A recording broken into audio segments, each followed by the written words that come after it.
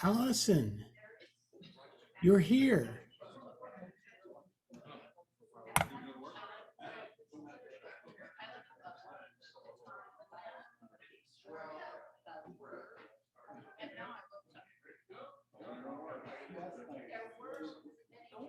Hi, Jeff.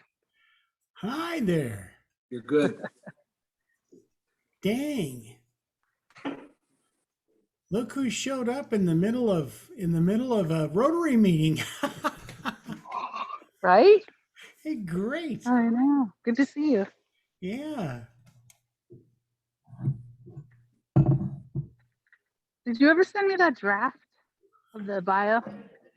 No, I did not. All right, while Okay. everyone finishes up, we're going to get the meeting started. I will. Welcome back.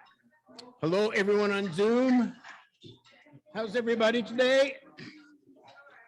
Excellent. Okay, let's start with visitors. We actually only have one visitor who happens to be a guest speaker, Awad, who is from Sudan. And we're going to let actually Nadine, our main speaker, introduce Awad when he comes up in a little bit. And Nadine is also on Zoom. Hello, Nadine, welcome. Some announcements. Just a reminder that we've made some changes to our Zoom schedule. We're doing Zoom twice a month now, the first and the third Friday meetings. And then on the second, and when we have a fourth meeting, that will be dark.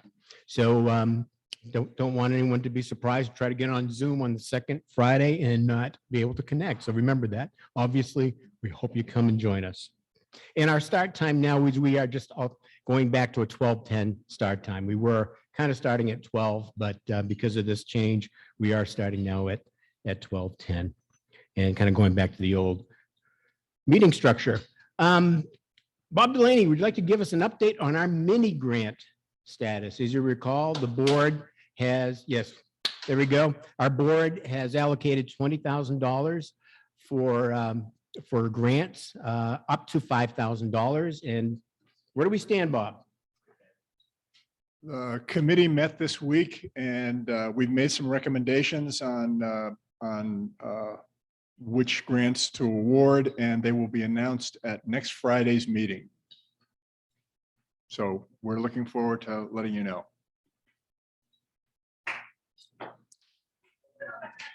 The best part is we got 9 very strong applications.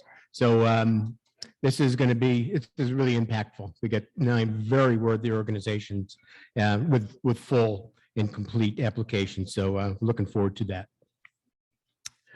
Looking ahead, we have a district governor-elect installation. Our own Anita will be inducted, and that will happen on the weekend of Saturday and Sunday, the 25th and 26th of June at the University Marriott.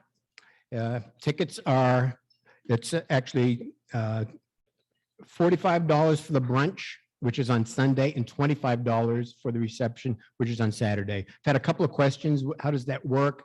The Saturday is more of a social thing. a time to get to talk directly with Anita and others. And that will be at 4:30 on Saturday. And then the brunch is at 11 a.m. on Sunday. And that's when the ceremony will be. And Anita, I'm sure, will have some words of wisdom for us and go from there. So let's all support. If you haven't bought tickets yet, let's do our best to support Anita and show her our love.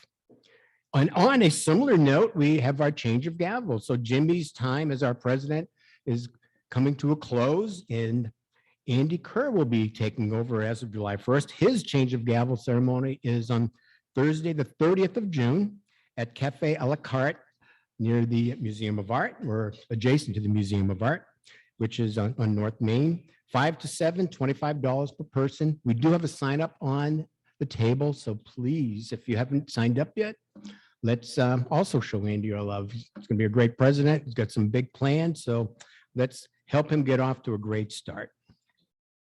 And one more item of business before we get to the Queen, our Queen of Heart. District Governor Hank asked that we share Liz Combs' obituary. And I think many of us have had the opportunity to work with Liz. It's a great loss for Rotary, and a great loss for anyone who knew her. Liz passed away on May 2nd after a fairly brief illness, and just want to remember her. So we're asked to read the obit. I've kind of condensed it. I think it's been distributed. Most of us have seen it, so please read it. But just to highlight, she was born in Westfield Center, Ohio, graduated from DePaul University, met her husband of 35 years during an internship in Washington, D.C. Liz and her family lived in Chicago for a number of years, where she became active in the community, including being president of the Women's Auxiliary, until they moved to Tucson in 1978. Liz was involved with Angel Charities for 30 years, among many other charitable organizations, and then joined the Rotary Club of Tucson Sunrise in 1990, where she was active until her death. She was club president in 06-07 and was treasurer for multiple years. And many of us know she was very active in District 5500 as district secretary, district administrator, assistant governor, district registrar, general problem solver. And if you need something done, you go talk to Liz and she'll make sure it gets done. She attended 6 RI conventions, fully embraced the concept of service above self. She was a Paul Harris Fellow and a major donor. And on that note, District 5500 is establishing a new award recognizing her exemplary service in her name. Her interests include travel, especially cruises, being with family and friends, and attending the theater and playing with her dogs. There will be a celebration of life on next Sunday, week from this coming Sunday. So that would be the 12th at the Sheraton Tucson on Grant Road at 2 p.m. I know I plan to go, and I'm sure hopefully some of you are as well. So and donations in Liz's memory may be made to the Tucson Sunrise Rotary Foundation to support a scholarship in her name. I'm not sure if anyone has any words about Liz they want to share. I can tell you my time in particular as president, and then thereafter, if I ever had an issue relating to the district, and she just took care of it. She was just the kindest, most supportive person. And, you know, I haven't dealt a lot with her in the last year or so, but I personally feel it as a terrible loss. Anyone else have anything they want to say? Sharon? She was a great mover and shaker in the world of our youth, and almost single-handedly reactivated the Rotaract Club at the University of Arizona. And she's been extremely supportive of all the other Rotaract clubs as well in our district. And she never knew a stranger, and she never knew an enemy. And she's very, very, very dear. And we will totally miss her, but may she rest in peace. Yeah. Good. Okay. Well, hope to see you at the Sheraton Tucson on Grant Road a week from Sunday. So on that note, let's move on to Queen of Hearts.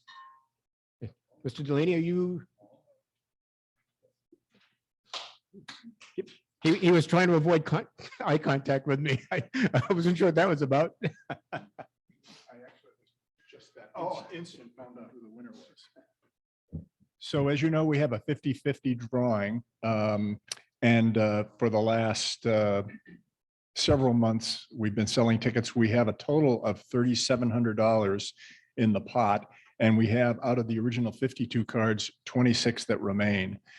And we've been buying, some have been buying them online, some have been buying them before the meetings.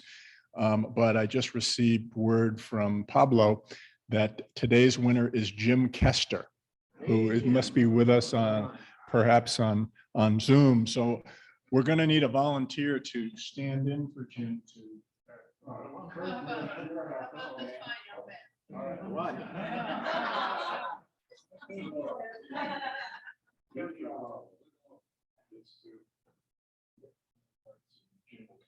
luck, Jim.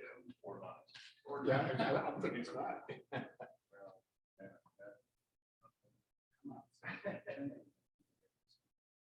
Ooh, the 10 of clubs. Oh, hey, we appreciate your work. Here's the 10 of clubs.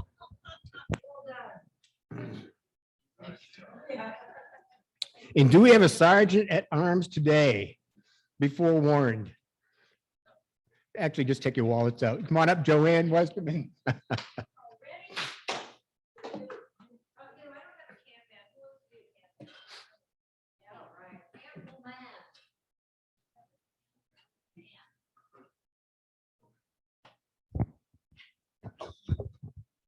That would cost you $1, Al Chesser. Yay. A couple of months ago, I was up here and I had a little impassioned speech about a scraggly little palm tree that was against all odds living in concrete, in pure concrete on the little side street. I'm pointing this way like, yeah, that's right. I have to think on the little side street over here, and I'd see it every time I came into Rotary, and just inspirational little palm tree growing out of concrete, right? It's gone, it's dead now. So I don't know what the message is. I just felt like I needed to share that and bring that to a close. So there you are. Don't get used to it. No, I think the message is that we have resilience, and when it's time to go, just move on. There you are. Okay, there's your message. All right. Did anybody notice anybody coming in late today?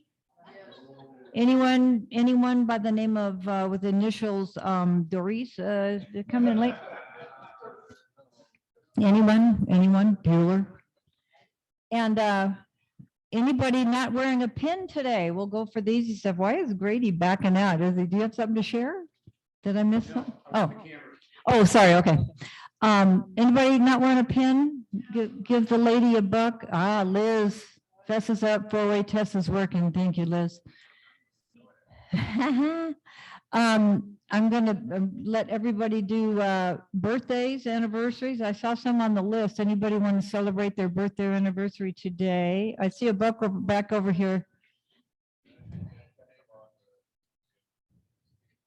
VJ. No birthdays, anniversaries? Anybody wants to fess up to? I can't see. Oh, Zoomer. Any Zoomer?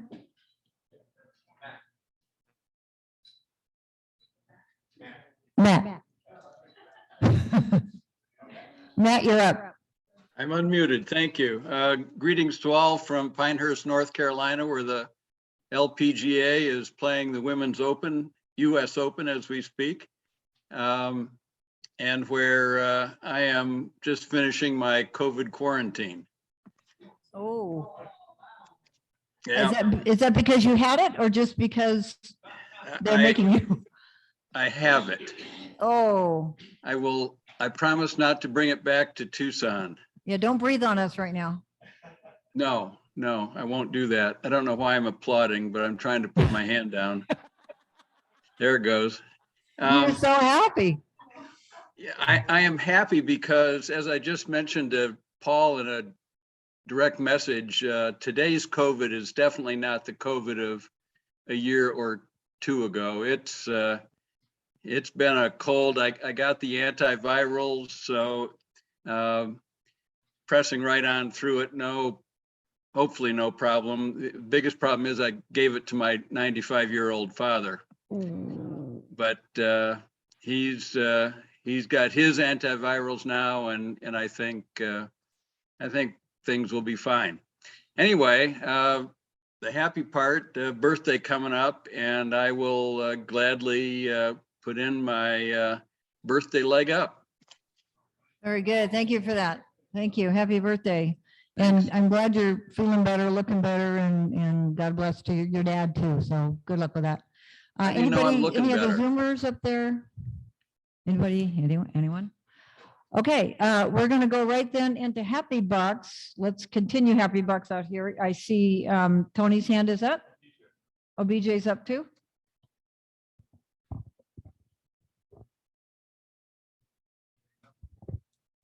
I'll throw in a couple of bucks. Glad to have Nadine, even though it's virtual, as well as Awad as our speakers today. And then hoping for a fun family vacation to San Diego next week. So here we Yay. go. Yeah. So I was humbled and honored this past week to have been selected to be the Catalina Rotary Profile of the Month. Actually, I wasn't that honored. I picked myself.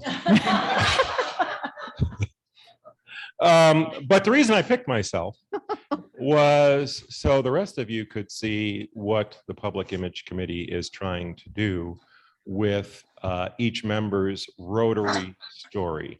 So we'd like to build a selection of member stories that have a little bit of, the standard biographical information of how long you've been in the club and what's your classification, that kind of stuff, but also a personal story of how Rotary or Catalina Rotary has made an impact in your life. So we have a couple profiles in the hopper. And we're going to be doing one on President Andy imminently, but I haven't told him yet. So Andy, expect a call. And any of you who would like to share your Rotary story and have it go on our website as part of our public image outreach, please reach out to me and we'll make that happen. So that's Happy Buck number one. Happy Buck number two, tomorrow night, the Century Room at Hotel Congress. Holy Cat Swing Club will be performing full band, one set at 9 o'clock, one set at 10:30, and it'll be our last show for 3 months because I won't be with you next week because I'm going to have my hand surgery, and wish me luck. Ooh, we do. Good luck on that. Pat?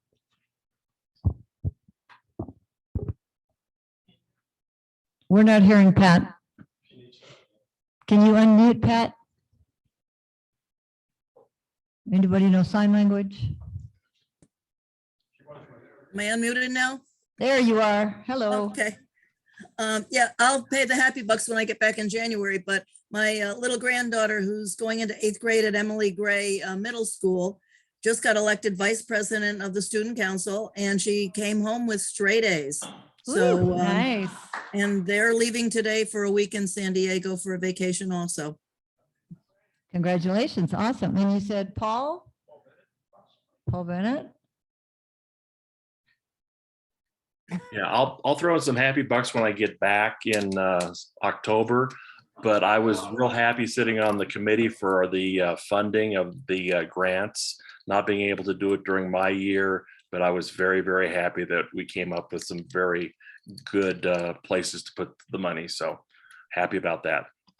Okay, we need to see your sidekick there. Get your puppy in the picture. Where'd he go? That message, she went on down. I'll have to go outside though, so you can get the full extent a little bit later. Ah, okay. All right. Good. Any other Zoomers? Allison? Yes. Hi, I have two happy bucks. One is our oldest son graduated from West Virginia University, and we went out for the graduation ceremony 2 weeks ago. And next weekend, I'll be heading to Massachusetts for my aunt's 80th birthday party. So I'm going to put some happy bucks in for those two things. Yay, congratulations on both of those. Thank you. Any other Zoomers? How about in the room? I'll throw in a couple of happy bucks. We just came back from a camping trip. We went up to Wynn Campground, which is up in the White Mountains, and had a great time. We took our little Honda side-by-side in our travel trailer and zipped around the White Mountains for a couple of days. It was lots of fun, lots of fun. Good weather, but windy, windy, windy. So yeah, so it was good. So I'll put in a couple of bucks for that. Anything else? I'm out. If you're done with me, I'm done with y'all too. Thank you. Thank you, Joanne. Well, that was fairly painless. You never know with Joanne. So, and actually, I forgot to ask, any other announcements before we bring our speaker on?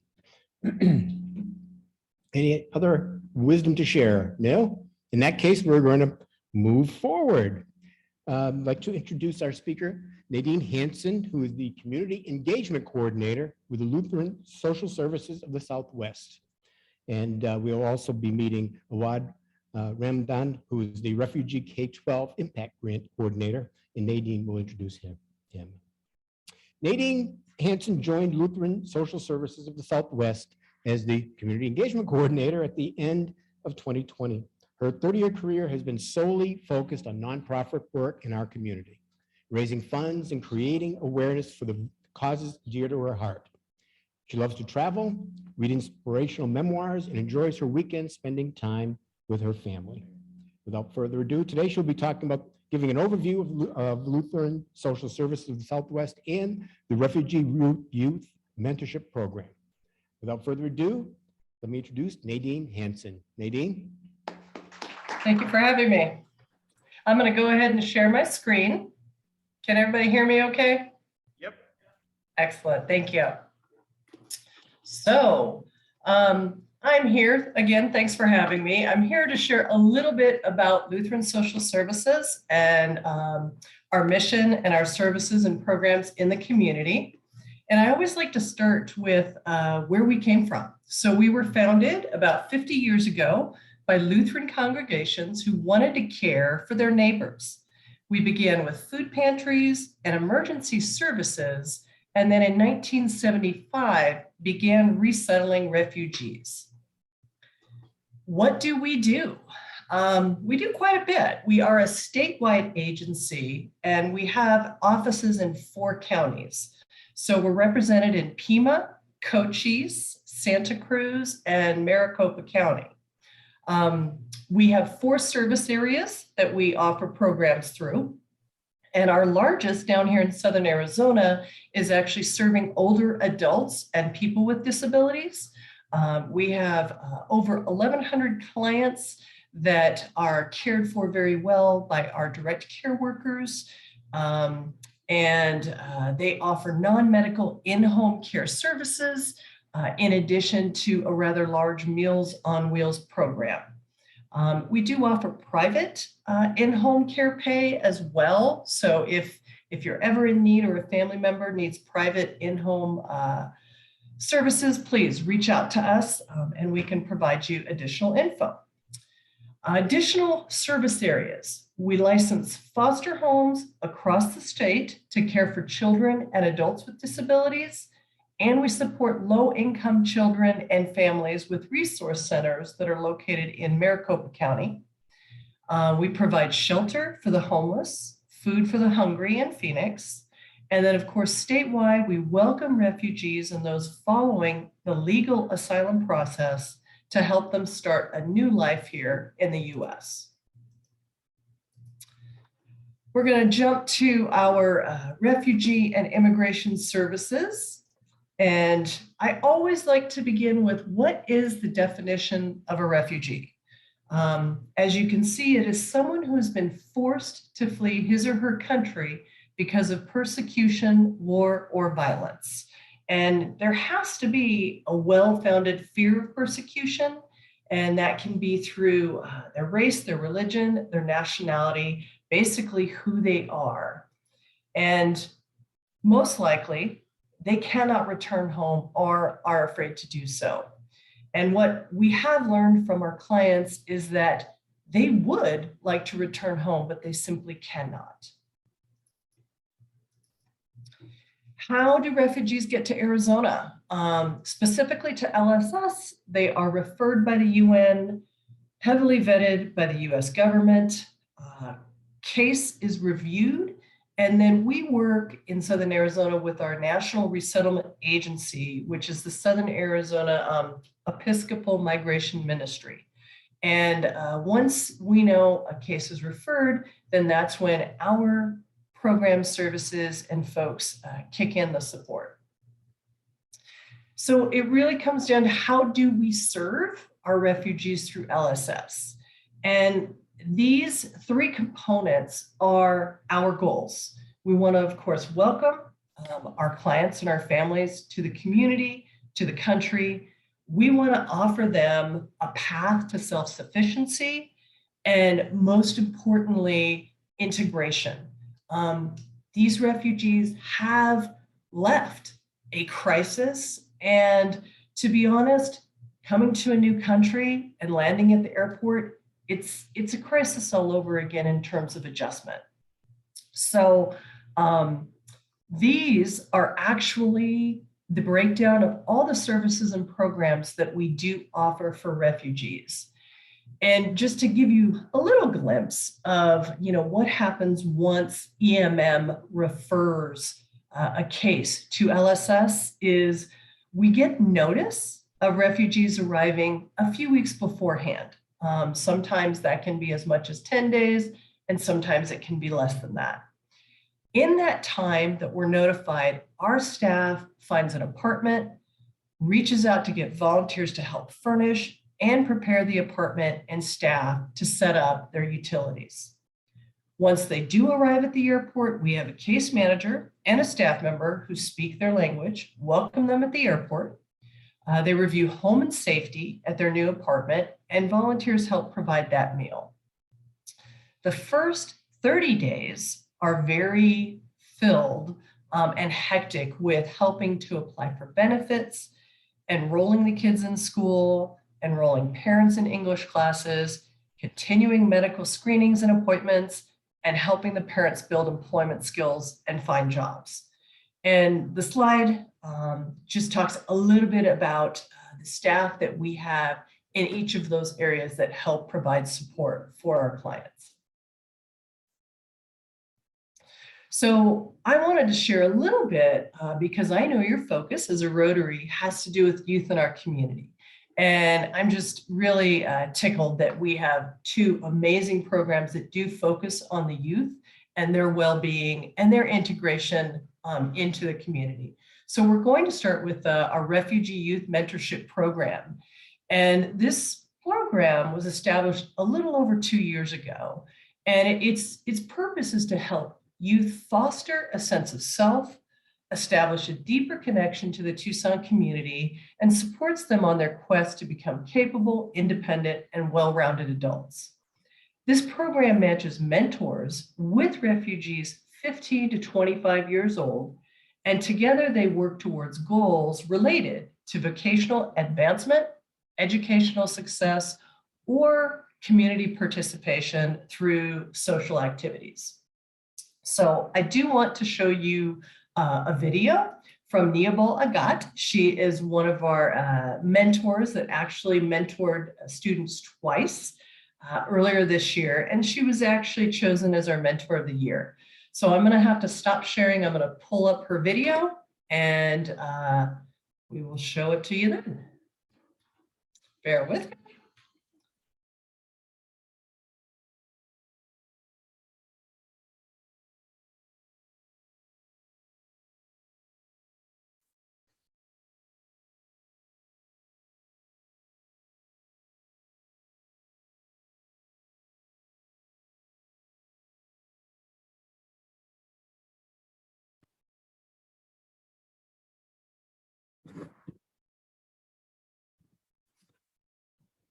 Hello, everyone. My name is Nia Valegad. I'm a mentor and ambassador for the Refugee Youth Mentorship Program.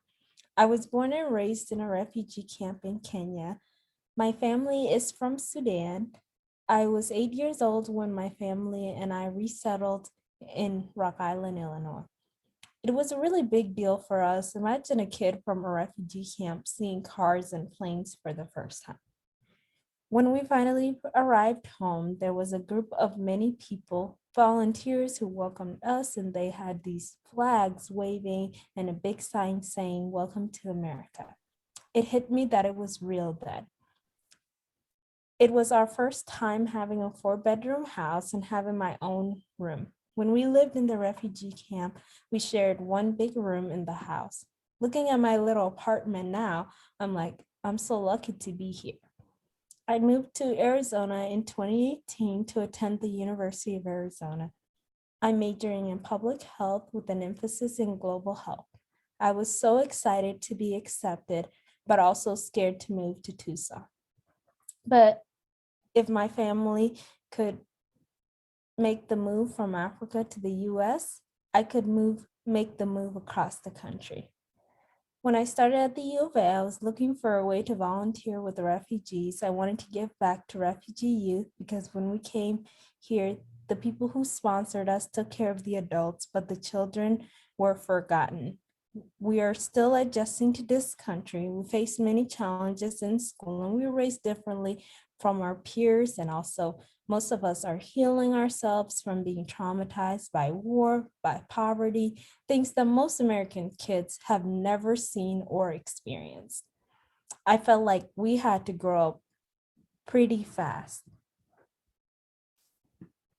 When I started as a LSS youth mentor, I was matched with my mentee, Diana, because we both want to work in healthcare fields. When I first met Diana, she was shy, afraid to speak English. Diana and I worked on her SMART goals that she had set. She learned medical terminology, practiced improving her English and interview skills. We made flashcards, bought a book. I asked her questions that I was asked in interviews, such as, tell us about yourself. What are your strengths and what are your weaknesses? The changes I saw in her were her level of confidence, improvement in English, and her self-care. Her English improved. She could speak clearly and say what she wanted to say, what was on her mind. She could express herself. She was not afraid to mess up. The LSS staff helped me, offered resources to help Diana, like getting a computer. They checked in with me monthly and provided support so that I could be a better mentor to help Diana reach her goals together. Diana became a friend and a sister to me throughout the mentorship. I'm so proud of her, and she has a bright future ahead of her as a future nurse. Our YMP mentees have taught me patience, compassion, and humility. Being a mentor reminds me of how far I've come as a first-generation college student. I was chosen as the RYMP Mentor of the Year for 2021. It made me feel like 8-year-old Nebel would be so proud. These youth are worth investing in. They just need somebody. The Refugee Youth Mentorship Program helped me to feel more at home in a new city, and through the program, I also see that there's people here that share the same identity as me. I'm so glad that this program exists to help refugee youth feel at home in the community, that they have mentors caring for them and LSS staff to support it all. I'm so grateful that I could be a part of it. Thank you.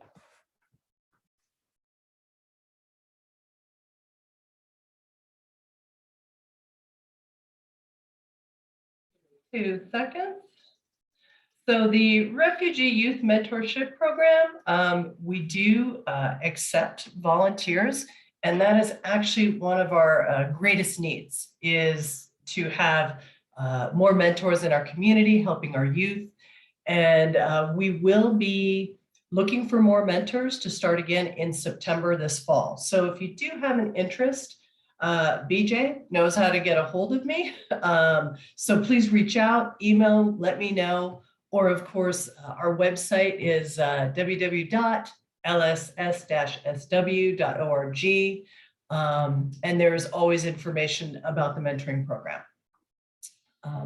So without further ado, let me introduce to you your in-person guest speaker. So with you today, Awad is, oh goodness, hold on.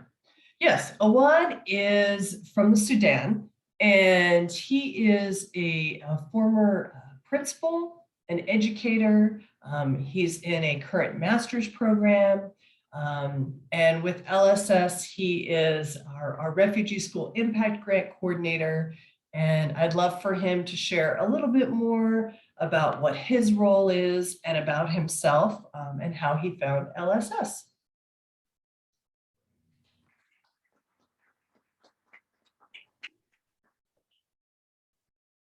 Thank you so much, and thank you for having me here. I'm really happy to be here in this with the group and talk a little bit about what we do in the Artsec program. So I'm from Sudan. I joined LSS about over a year. I came in as a educational case manager. I have a background in education. I've been a teacher for a while in the district. I have background in special education. I'm currently a doctorate student at the U of A, majoring in my research focus in the education of refugees. I'm looking at the issues of language and identity. The Artsec Refugee School Impact Coordinator is actually a grant funded by the Department of Economic Security, the DES, to serve students or refugee children who accompany their families. And it's focused on K-12 students, meaning children who are from between 5 and 18. Sometimes we go a little older, like refugee students are allowed to be in high school until the age of 21. So some of them can be in high school until 21, but some of them will choose to get the high school diploma through the GED program, but we still serve them if they're a little bit, we break the rules a little bit. So it's 18, or in high school is still the same. It's just a different in the terms. So the structure of the program, currently we are a team of 2 of us. My role is to oversee the program and to manage the grant, and also to come up with programs and initiatives. The major target, the major goal for the grant is to serve and support students throughout their school year for 5 years upon their arrivals. So they're eligible to serve, to receive services, educational services, for 5 years upon their arrival. So we do everything that's school related. So it can go from tutoring to, currently we have a tutoring program that goes through the summer, and we have a literacy program. So we are need-based. So whenever we see a need, we create a program or we'll come up with an initiative that will serve that need. Usually the major barrier, as you know, is the language and and the culture. So language as part of the culture is a major goal, but there are a lot of issues with the culture. So our main focus or our main goal would be to help them adjust into the American school system and into the, as Nadine mentioned, you know, the idea of you know, integration, you know, like, you know, adjusting them into the culture and into the system and support them throughout their schooling journey is the goal. So we, upon their arrivals, we start with the initial visit where we conduct just an assessment to know who they are. Have they lived in a camp? Are they coming from their, did they have interrupted schooling in the last couple of years as they were in the camp, and this sort of thing.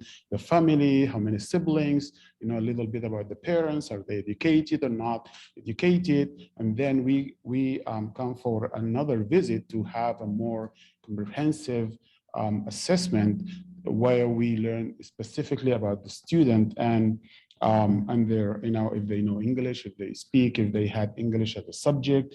And then from there, we set goals and work with the students to,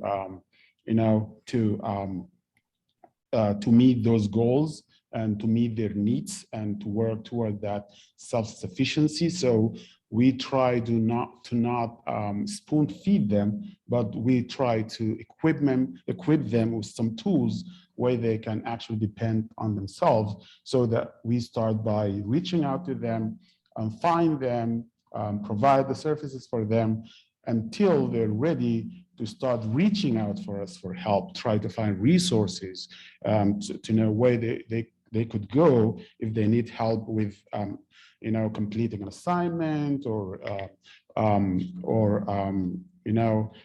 filling a form or registering for college or choosing a degree or a major and that sort of thing. Our services extend also to include the parents. We don't work with the students only, but we work with parents in things like parents' involvement in the education. Also, we work with the educators and staff, school staff, to just educate them a little bit about refugees. We cover things like trauma, because most of teachers are not familiar with, refugee and refugee life and that sort of thing. So we train them on things like trauma-informed care. Many times we find out that students are left behind or even like at risk of dropping because they are not, their needs are not met by the school. So we make sure that we are present to help teachers to understand, for example, a word can trigger a trauma and student can withdraw and the teacher does not know what to do and what's going on. So we help by providing professional development for teachers and also try to be in the school space most of the time to try to help with anything that might come up and that might be an issue and might stay on the way. So beside the academic services or the direct support that we provide in the school, we also create some program activities like last month we had a cultural empowerment day where we had a gathering and we had a soccer tournament where we had about 80 students who who participated and they played soccer. We had music and that's also part of the because many people ask how would that help the education and basically you do not want the students or the youth and children to miss anything that they used to do or they love to do at their home, even if it is like getting together in a social space or or just hanging out or that's something if they miss that can affect their they can. I had students who were ready to drop high school because they were so depressed because they're missing something like that. So we try to come up with like programs and activities that will help them what I call like try to create that imaginary community for them so they cannot be in Syria anymore, but we can create an imaginary Syria for them or where they used to hang out or play soccer or play cards or just do the activity that they love to do. Our current refugees mostly come from Afghanistan. You might all know about the overflow of Afghani families who arrived to the country. So we have refugees from Afghanistan, Syria, and Sudan, and also from the Horn of Africa. also from Congo, Democratic of Congo, and Burundi and other African as well, but majorly from Afghanistan and Syria, the majority. Every year we serve about 350 children in the schools. This year, just in the Tuesday, I have in my caseload about over 200 students, K-12 students who are enrolled between October 21 until March. And these are the ones we reached out to them when we're still recruiting and trying to reach. We serve students and children who come not only through Lutheran, but because we are the only education program in Tucson that serves refugee children. So we serve students and children who come through other agencies too, like RC and Catholic and the other refugee agencies. So usually it's very hard to cover everything when you have a compressed time, but I would like to share, we don't come to this field to become rich. No one will get rich or anything, but I think the actual wealth is when you see the outcomes and when you see the success stories. So I would like to share briefly a story, a success story of one of our, I hate to call them clients, but one of the students. His name is Eric. He came, I met him in 2020. He's originally from Congo. He's 19. He was 19 when I met with him. No English, but very enthusiastic, wanted to learn, and was like, trying to speak, even though he didn't know even the alphabet, but he was trying to speak. Usually they place them in the ELD classes, and then they work towards getting into the mainstream class. So Eric is very enthusiastic. He wanted to learn. He was struggling to accept the idea that he doesn't know how to speak English, but he was, trying to do it. Anyway, I worked with him. We set goals, worked toward that goal. The goal was to improve his English to the level where he can just participate in the elementary, not in the true beginner. He was like a true beginner level in the class. And then to make the story short, I received an email by his teacher just 6 months later. After working with him, I was the case manager by then. I was the education case manager. I received an email from his teacher. She was like really shocked. That's what the email said. She shared with me that Eric, she was in the class trying to help another student, and she found out that Eric was actually helping that student. And not only that, what was really shocking is Eric shared, so Eric and that student were talking, and then she said, Eric shared with her that this student does not want you to call him FNU anymore. And FNU, F-U-N, is a term that's given to a child upon their entry to the country by the Customs Department or the Immigration Department, and it stands for first name unknown.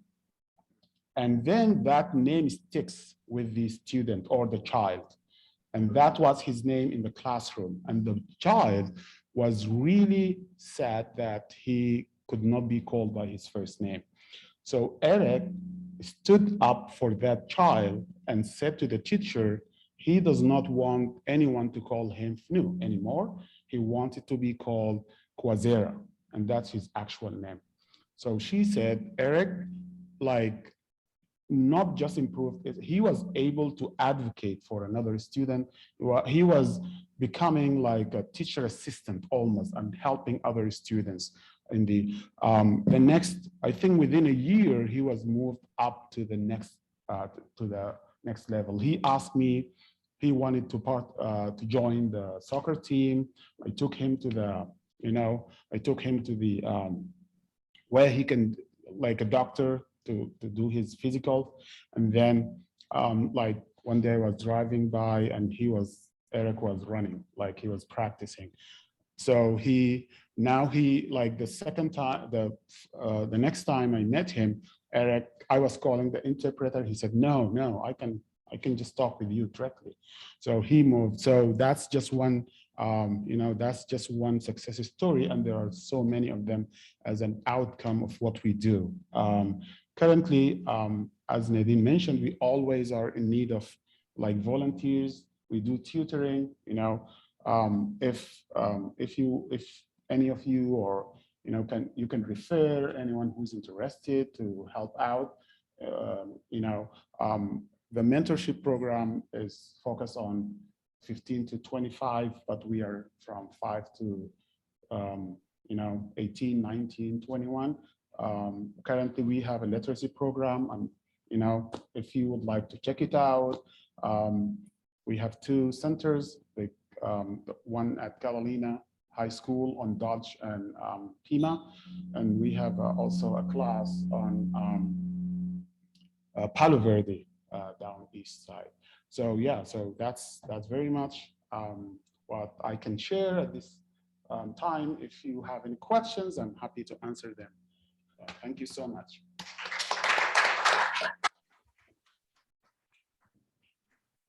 Awad, thank you so very much for sharing the stories.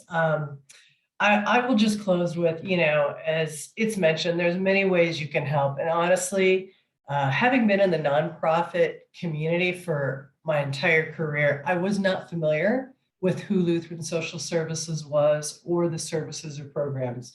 So we ask that you educate the community, send them my way if they're curious in terms of what we do. And, we'd love to share a little bit more about how the community can be more involved in supporting our youth and just our programs in general. Every month, I offer a come and see tour. We do offer them virtually. And a come and see tour shares our mission. Our CEO and President, Connie Phillips, joins us. She shares a little about her vision and her concerns and challenges that we have faced as an agency in our community, particularly over the past pandemic. So, but again, I want to thank you all. And I do want to open it up for any questions. I know that we're probably short on time, but if there are any, that I would be happy to answer them. Okay, we have plenty of time for questions. Zoom, just raise your hand. If you're shy, I guess you could do a chat, but I'd rather you raise your hand. You can ask your question yourself. So in the room first, questions. BJ.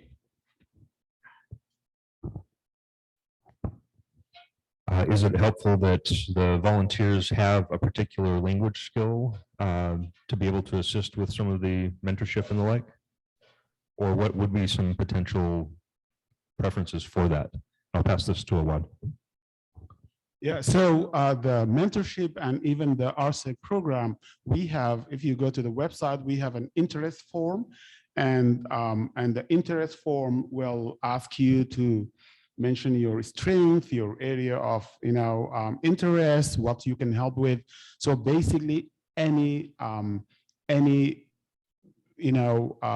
one can actually join and help in any way that they they can, if you know certain language, or if you have a background in education or not, basically we do not send anyone back, but we can match you with what your strength and your potential are in. So if you just go to the website, fill out, and then we just need to know a little bit about you, and then we can match you with whatever is you can do. Just to add a little, BJ, there's no restriction on the language barrier. Primarily, every youth is in need of learning English. So, that's kind of the platform where we begin from. So, you know, that's one of the main goals that many of our youth are involved with. So yes, you can speak English only, and we will absolutely accept you and integrate you and welcome you into our volunteer family.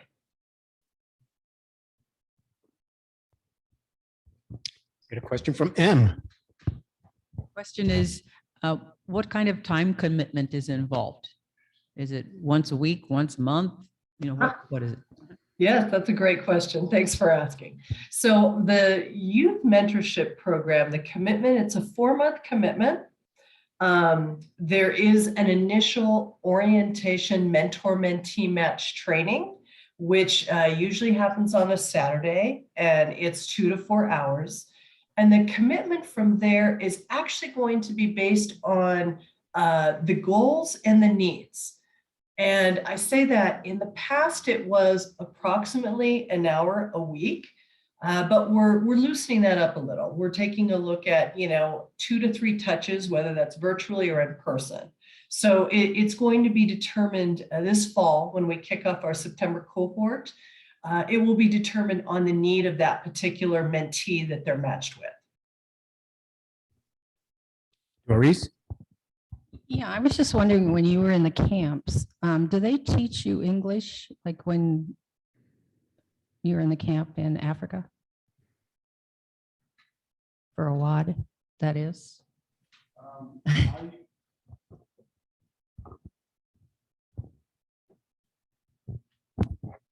So by definition of the UNHCR, I'm not an official refugee. I haven't been, but I'm a refugee. I came through a different program. I never lived in a camp. However, camps usually, just from the experience with the students I work with, they do have schools in the camp. Some of them, like there are some refugees who lived not in a camp, but in a transitional country like Turkey, for example. They go to regular schools, so where they can, they have English as a subject. But in some camps, in Kenya, for example, I learned from the refugees themselves, they offer some English classes, but usually the resources are limited, and the teachers, it's usually community-based education, not like they're not taught by English native speakers, or it's not a very strong curriculum-based kind of classes. So it's community-based, but they do get some English. Some of the refugees speak English as a second language. Like we have some refugees from Cameroon, for example, where their English is a different accent, different dialect, but they do speak English, which helps them a lot when they move here. Any Zoom questions? Okay. Well, Nadine and Awad, thank you so much. Yeah, just listening to this is one of the things that makes our country great. That we're a place that people can feel safe to come to, and also that we provide services, or I say you provide services to help them integrate with life here in America.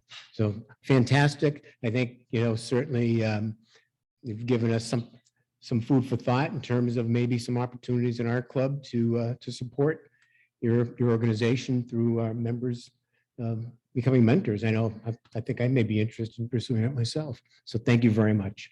I'm not sure how much you know about Rotary, Nadine and Awad, but our biggest worldwide goal is to eradicate polio.